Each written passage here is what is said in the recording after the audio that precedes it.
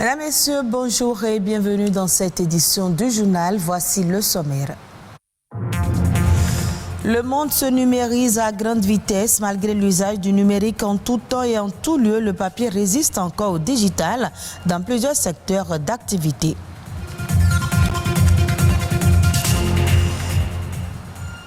Il négocie des titres financiers et travaille la plupart du temps pour le compte d'un établissement bancaire ou d'une société de bourse. On les appelle traders. Zoom sur ce métier en pleine proportion au Bénin. Connaissez-vous la cartographie des risques? C'est un outil qui permet d'appréhender l'ensemble des facteurs susceptibles d'affecter les activités et la performance d'une entreprise.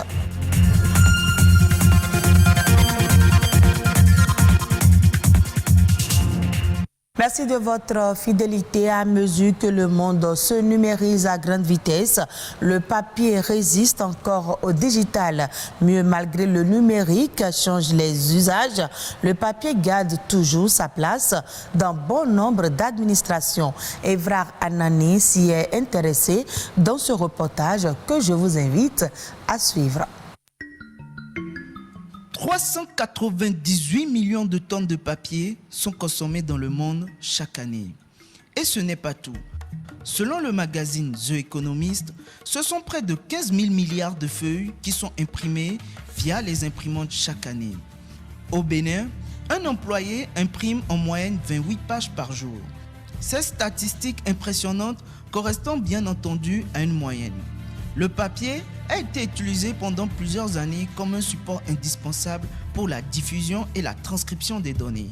Certaines sociétés continuent d'imprimer de gros rapports afin de les consulter sur un support physique plutôt que sur ordinateur. Les vieilles habitudes ont la peau dure. C'est un peu difficile aujourd'hui pour nous de travailler sans papier.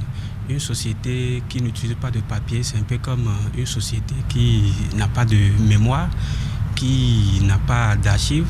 Donc aujourd'hui, le papier est très indispensable pour nous. Nous sommes dans une activité où nous faisons les appels d'offres. Et pour les appels d'offres, il faut obligatoirement déposer les dossiers sur support papier. Donc nous tournons autour de 70 à 75 rames par mois. Néanmoins, il existe quelques astuces pour réduire la consommation de papier au sein d'une entreprise. Au niveau de la poste, les objets, les marchandises qui y est, d'abord, il faut du papier. Depuis, les clients doivent envoyer la lettre au fournisseur qui va envoyer maintenant un certain nombre de catalogues, de grands catalogues, dont les catalogues les redoutent, qu'on ne reçoit plus. Donc aujourd'hui, le client va directement, il se connecte, il fait sa commande et il fait le mandat électronique et après, ce n'est que le colis qu'on reçoit ici. Donc déjà, ça fait déjà un effort pour diminuer le papier. Aujourd'hui, nous sommes à l'ère du numérique et avec l'Internet, vous pouvez envoyer, recevoir des fichiers numériques dont l'utilisation est très facile, même plus facile que le papier. Donc nous sommes en train de mettre en place certaines dispositions pour pouvoir venir là. Bien vrai que ça coûte un peu pour la société, mais nous n'avons pas le choix aujourd'hui. Réduire sa consommation signifie moins de papier, moins d'imprimantes à maintenir en fonctionnement et moins de cartouches d'encre à jeter. À l'heure du réchauffement climatique, la dématérialisation de documents est la solution pour pallier cette problématique. Ce sont des négociateurs de produits financiers qui achètent une valeur au plus bas pour la vendre au plus haut pour le compte d'un tiers. Les yeux rivés sur les cours de la bourse, ces acteurs du marché financier, communément appelés traders, spéculent sur des produits, actions, contrats à terme et devises. Mais en réalité, qu'est-ce que le trading? Élément de réponse dans ce reportage. Ils sont en majorité des jeunes à embrasser le trading, un métier tout comme les autres. Le trading, c'est l'activité d'achat et de vente d'un actif financier. Le trading, c'est une activité qui se fait sur une plateforme, d'accord, appelée broker, c'est-à-dire courtier en français. Cette activité exercé essentiellement sur des plateformes en ligne, est pratiqué sous plusieurs formes. Nous pouvons parler des investissements à court terme, d'accord ? On peut parler aussi de la spéculation, d'accord ? Et on peut aussi parler des investissements à long terme. Comme toute activité, le trading regorge d'avantages, mais aussi de risques considérables. D'abord, il y a le risque que le trader court, d'accord ? Et il y a aussi un risque pour ceux-là qui s'intéressent à ce métier, d'accord ? Le trader, il va sur le marché pour réaliser des profits en fonction de son investissement et tout ce qu'il fait. Mais c'est vrai, c'est pas un jeu de loterie. Même la loterie, ça comporte des risques, vous voyez. Mais quand vous venez sur les marchés financiers, ça vous demande de faire déjà des analyses, d'accord ? Et ce sont ces analyses-là qui vous permettent maintenant de savoir s'il faut acheter ou le vendre. Même si le trading offre une liberté financière, un bon trader doit avoir une certaine aptitude. Vous n'avez pas besoin d'avoir le bac, le BTS, la maîtrise.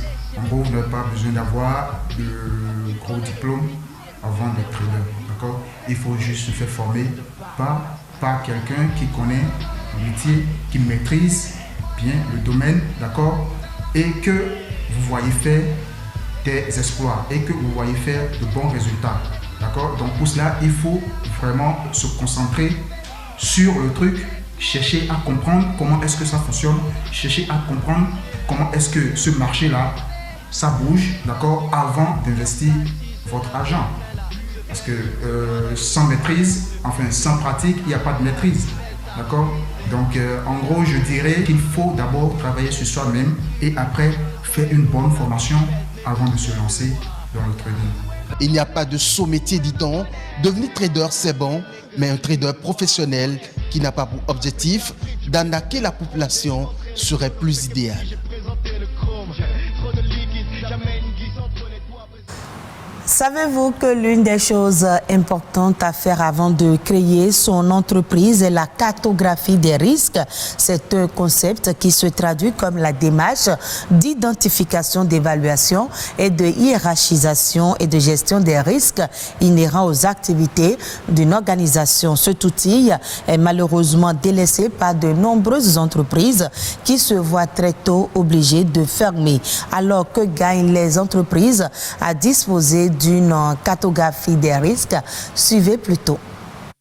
Des entreprises ferment leurs portes juste parce qu'un risque n'a pas été identifié, ou bien un risque a été identifié mais a été mal évalué, ou bien a été identifié mais a été carrément ignoré.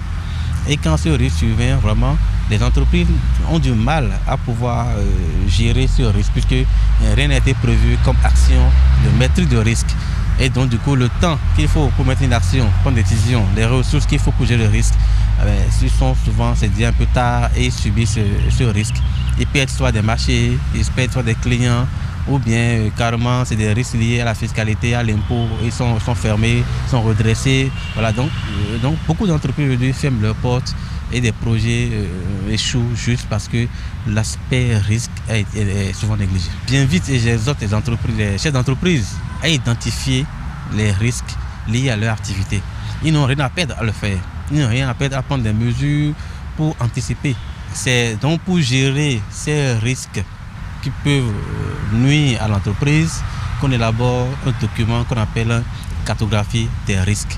Toute entreprise doit pouvoir détenir cet outil-là, ce document qu'on appelle cartographie des risques. La preuve, vous voyez, aujourd'hui toutes les normes de management ISO prioritairement, ISO 9001, 14001 pour l'environnement ou 45001 pour la santé, sécurité au travail, toutes ces normes-là exigent qu'une entreprise puisse identifier ses risques et puisse les maîtriser à travers le document qu'on appelle la cartographie des risques. Hors du Bénin, en pleine relance de post-Covid-19, les secteurs privés et publics camerounais ont obtenu un bon retour de la part des banques commerciales locales. Au cours des mois d'août et septembre 2020, les crédits accordés par les banques commerciales camerounaises au secteur privé ont progressé respectivement de 54% et de 50,5%. Ce sont les plus fortes progressions mensuelles pour cet indicateur depuis que ces données sont analysées, soit janvier 2017. Cette progression du crédit bancaire est une chose positive pour la relance de l'économie camerounaise, selon les analyses de l'IEF, une institution basée à Washington et qui se positionne comme une association mondiale des banques centrales. Au Congo-Brazzaville, en raison des coupures intempestives et des pénuries, l'eau potable est devenue une denrée rare. Les habitants ont de plus en plus de mal à s'approvisionner. Ils doivent parcourir des kilomètres ou faire appel à des entreprises privées. De plus en plus de zones sont touchées, des bidonvilles de la périphérie jusqu'au centre-ville et au quartier de la classe moyenne. Une situation qui affecte aussi les activités commerciales. À Masengo, un quartier périphérique du 9e arrondissement de Brazzaville, cela fait bien longtemps que l'on ne sort plus des robinets. Alors pour s'adapter, les habitants n'ont pas d'autre choix que d'aller chercher leur eau dans des puits creusés par des particuliers. Nancy parcourt tous les jours 2 km pour remplir ses bidons. On a des difficultés ici, l'eau ne coule pas, on fait pratiquement 6 mois, pas de l'eau et puis on reçoit des factures. Vraiment c'est compliqué de vivre ici. La situation est la même en plein centre de Brazzaville. Cela fait plus de 2 mois que l'on n'écoute plus dans ce restaurant, ce qui affecte considérablement les activités. Pour s'en procurer, le responsable recourt aux fournisseurs privés qui lui livrent l'eau par camion. Au cours du mois passé, j'ai payé 100 000 francs de francs CFA auprès des vendeurs d'eau. Alors aussi étonnant que cela puisse paraître, je viens de recevoir ma facture. Ce qui fait rire, c'est qu'ils vous disent, en cas de non-règlement, vous devez payer des frais, des pénalités de 10 000 francs CFA. De son côté, la Congolaise des eaux qui a en charge l'approvisionnement du pays en eau potable pointe du doigt les problèmes d'accès à l'électricité qui empêchent, selon elle, le bon fonctionnement des équipements. Dans aucun pays du monde, des usines de production d'eau potable fonctionnent à base de groupes électrogènes. Il y a ce qui est dit qui est vrai, il y a une partie qui peut être faux aussi. Chez nous, le client est roi. On peut par omission, par erreur, facturer une zone qui n'a pas d'eau. S'il y a de ces situations, il se rapproche. En attendant qu'une solution définitive soit trouvée, les bidons et autres bouteilles constituent désormais les seules réserves d'eau pour des centaines de milliers de familles à Brazzaville. Retrouvez ce journal sur le www.ortb.bj. Merci à vous de nous avoir suivis et très bonne suite des programmes de BB24.